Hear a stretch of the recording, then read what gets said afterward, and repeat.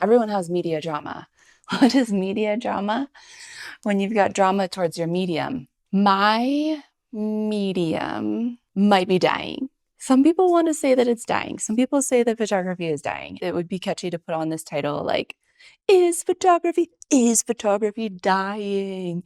And I'm not going to do that. And I'm not even going to get into whether or not photography is dying. That's not even necessarily what I want to talk about today. What I want to talk about today is media drama and my own media drama and where it's taken me. And I work in photography. Surprise, surprise, I work in photography. I haven't told you that.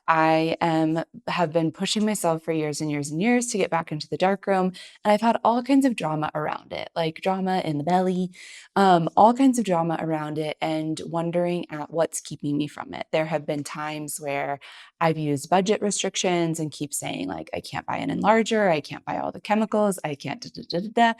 I don't have this space. There's all of these different themes that I've picked at different times to be like, I can't get into it. And I know, side note, I know people in other media have drama too, because I talked with a painter about this. A painter has media drama. She doesn't think that her media is legitimate or is dying or it needs to be different. Da, da, da. We all have media drama.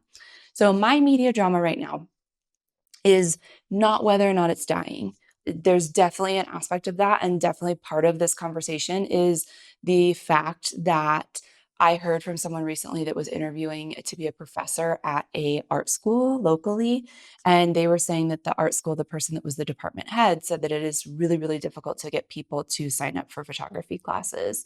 And I think part of it is it's hard to get people to sign up for art. It's hard to get people to sign up for art during a recession. It's hard to get people to sign up for higher ed during a recession. All of those things are challenging, and they're working in a really specific area of multiple challenging things. It's also really challenging to get people to sign up for a media that might kill them. And I know that this is possible with a lot of different media. Like, even I live in Denver. And if you are not super familiar with Denver, I will just tell you, when you land at the Denver airport, there's a giant metal horse that we refer to lovingly as Blucifer. And in part, it is called Blucifer because it has red glowing eyes. So when you are welcomed out of the Denver airport to Denver, you see this giant blue Bronco with red glowing eyes. Lucifer.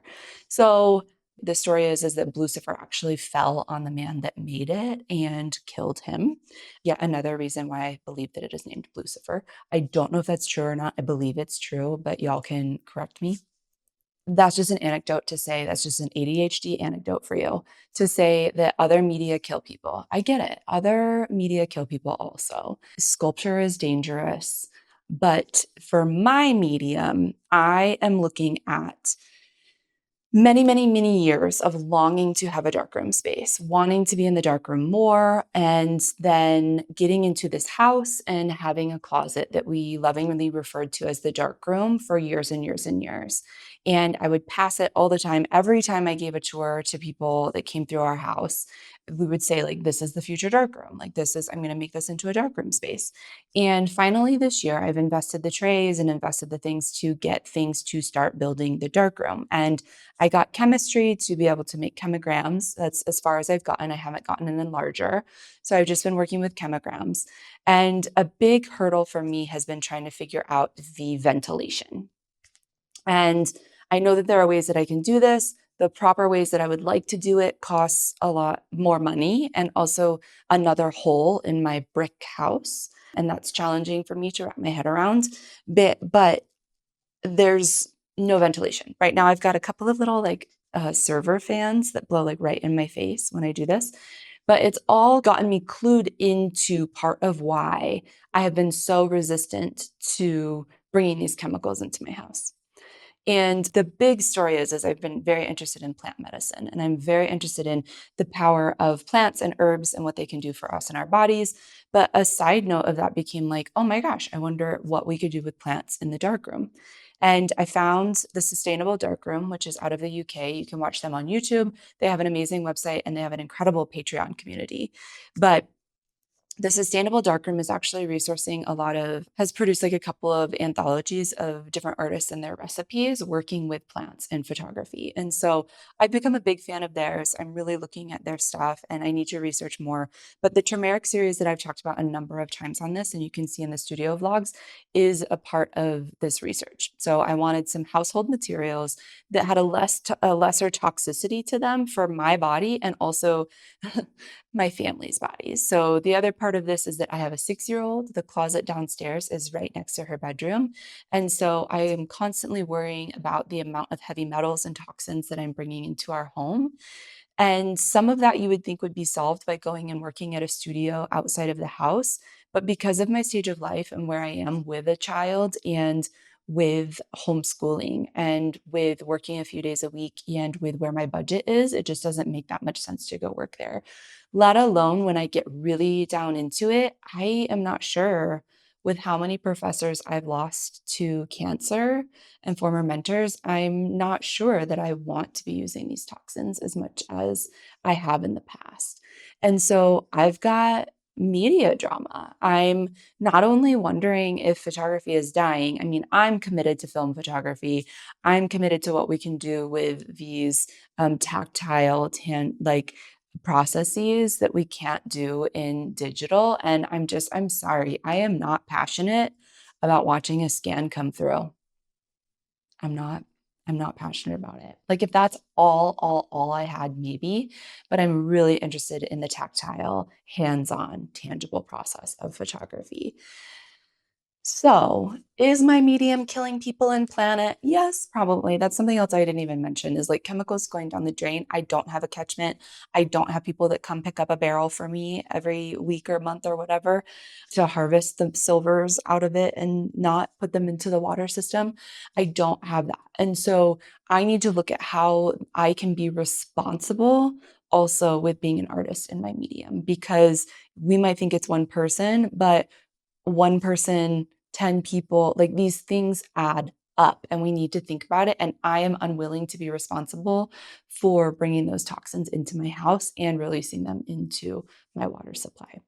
So those are just a couple of things, but the biggest thing is so my medium might be killing myself and others. And so I'm looking at revamping my medium. I'm looking at like with influences like the Sustainable Darkroom and others around the world, I'm looking at how can I potentially even create this ecosystem and this full circle within my own house, within my own yard, and wonder at how I can create my materials myself and kind of bring the footprint way, way, way down and make the circle a lot smaller.